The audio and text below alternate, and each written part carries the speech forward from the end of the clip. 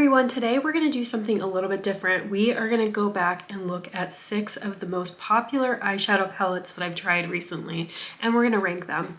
So I have my list of palettes here, and I have done individual videos on all of these palettes within the last several weeks, and I've had some people ask me what I think about how each of these palettes stacks up next to each other. And I think one of the reasons I'm getting this question is because people are looking to maybe pick up a palette for the holidays, get gifts for loved ones, and you need to decide which palette is going to be the best for you. These are all very different palettes, but let's go ahead and get into it. The 6 palettes we're going to talk about are the Ismaya Industrial 2 palette, the Urban Decay Moondust palette, the McGrath Gilded Nirvana palette, the Makeup by Mario Ethereal Eyes palette, and the Danessa Myricks Lightworks VII palette. In the number 6 spot, we have the Makeup by Mario Ethereal Eyes palette. Here's what the palette looks like on the inside. You get 6 mattes and 6 shimmers. My biggest issue with this palette really is that the mattes in here are just too light to be truly inclusive. Listen to the reviews from other people because I'm genuinely curious if people that have medium to deep complexions feel that there is enough deep mattes in here. This probably alone is where it ranks. Personally, I don't find the shimmers in these palettes to be compelling enough to make it so that it's worth it to buy the palette for the shimmers alone. I'm not saying they're bad by any means, but as you can see from some of my eye swatches, I really had to go in and build them up to get a level of intensity and opacity that I was happy with. After I made my video, I even watched a few videos from people that did more kind of day-to-day friendly looks and weren't as into sparkle and shimmer as I am. And honestly, I heard a similar commentary. I didn't try the OG Ethereal Eyes palette, but one of the reasons why I didn't try that palette is because I didn't think there were enough deep mattes. So in short, I think that because you are paying $70 for this palette, the expectations are just simply higher. I still think there's some pretty looks that you can get out of these palettes, but this is why I have placed it in the number 6 spot. I preferred the Ethereal Eyes Moonlight palette because I felt like the mattes in there allowed me to get a greater depth and variety of looks, and I also really like blue. In the number 5 spot, we have the Urban Decay Moondust Quad.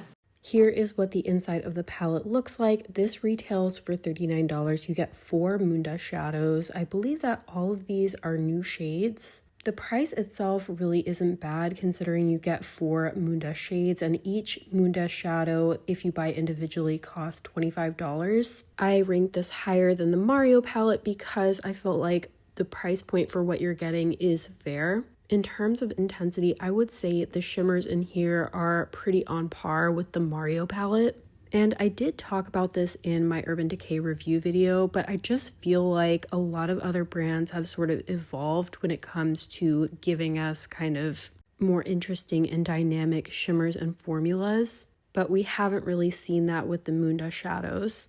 And I don't know, maybe this is because people that are die-hard fans of Moondust shadows are looking for this specific type of sparkle. But honestly, my general sense is that most people would be welcome to an evolution in this formula. So I think in general, my overall feeling is that the shadows are pretty, but these palettes are starting to feel a little bit same. In talking about specific things that I would have improved with this palette, I definitely would have liked to see a little bit of a greater variety in the depth of the shades. When I created a look with all of the shades, I felt like the shades were looking a little bit too similar on the eye. And in a palette that only has 4 shades, that's not something that I love to see. The Lilac Moondust shadow in here is really pretty, but I would have loved to see some richer, deeper shadows. Like a rich purple Moondust shadow, that would have been so pretty. I also really wish they would widely release the Iced Out palette. Here's the first look I created with the palette, pairing it with a rich blue liner. And here's the second look I created that used all 4 shades in the palette.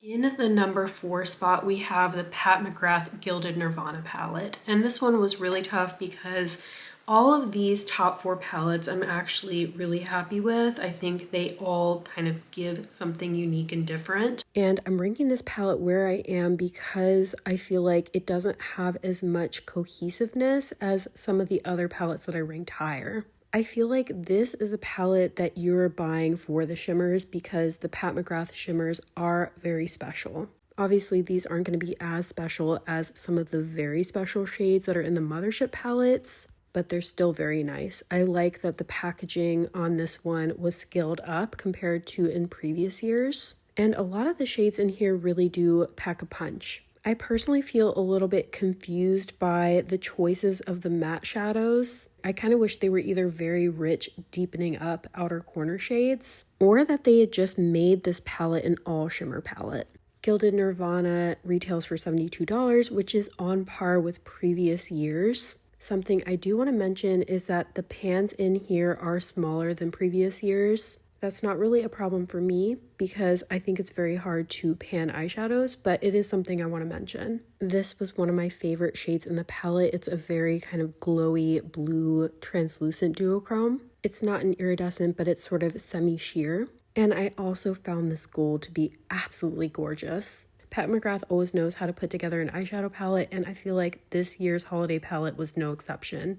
That being said, we got to rank these palettes and we got to do so in a cutthroat way. Here is what the whole palette looks like swatched to my arm. I do like that you get a lot of kind of deeper, moodier shades and then also some lighter, more ethereal shades and some neutral shimmers as well. And here's the 2 looks that I created with the palette. I actually really love how these turned out. In the number 3 spot, we have the r.e.m. Beauty Wicked for Good palette. And at this point, this ranking gets really hard because I really enjoyed this palette. And I know you're probably wondering, how did this palette rank above the Pat McGrath Gilded Nirvana? Well, I love how cohesive this palette is. Like, you get that rich kind of murky green, a couple of deep browns, some transition shades, and some very special shimmers. If we had been talking about the Wicked palette from last year, it wouldn't have ranked as high. I think the shimmer quality in here is honestly better, and I like that this one has more deeper mattes. Here's a shot where I actually swatched the 2 palettes side by side. The one from last year is on the left, and the one from this year is on the right. I also like with the palette from this year, you can get some more kind of bolder looks, but you can also get some more neutral, day-to-day friendly looks. I feel like when I look at the Wicked for Good palette, I feel inspired, I feel excited about using it. It's definitely a palette I would buy for a loved one or someone that really enjoyed eyeshadow. So that is why I'm placing it where I'm placing it. And also, I just had to show you this shot because look how pretty these 2 green shimmers are swatched on the eyes. And here's the 2 completed looks that I created with the palette. I really love how different these looks turned out. In the number 2 spot, we have the Ismaya Industrial 2 palette. And I had been wanting this palette for so long. I was waiting basically for the entire time that this was out of stock. Here is what the inside of the palette looks like. It retails for around $110. You get a total of 14 shades. You have such a wide variety of tones and textures. You get some iridescence, you get some multi-chromes. The shades in here are very inspiring to me, and I've seen so many other kind of makeup artists and makeup lovers create such beautiful looks with this palette. At the time that I'm making this video, it's actually going to be launching at Sephora like within the next couple of weeks. So if you had wanted to pick up this palette but were holding back because you didn't want to order from the Ismaya website or you were hoping to find this in store, that is definitely very cool. I think the palette is here to stay. I don't think it's going to be a limited edition, not that I've heard at least. So as far as I know, there's no rush to pick this one up.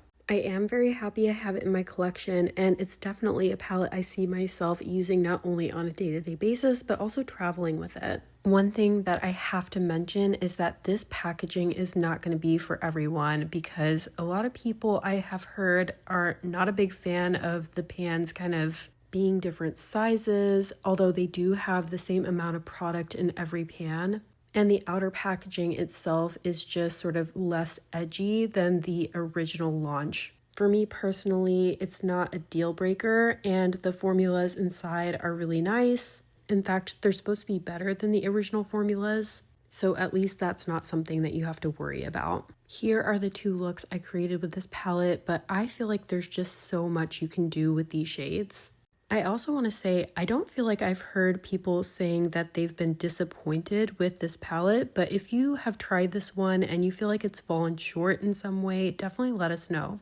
The number one spot, we have the Danessa Myricks Lightwork VII palette. And actually, my Lightworks is a little bit jumbled because I took a few shades from the previous Lightworks and subbed them in just to show you that you can customize it.